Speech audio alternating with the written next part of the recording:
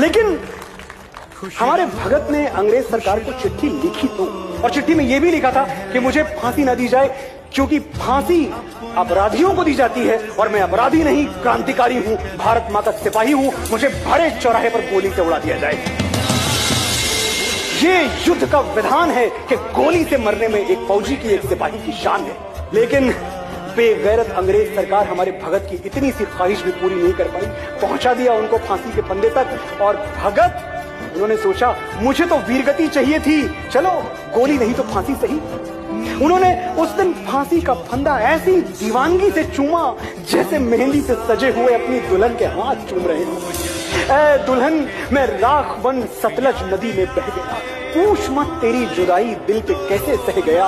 है शहादत की खुशी पर जाते जाते दुख भी है, हाय आजादी तेरा घूंघट उठाना रह गया।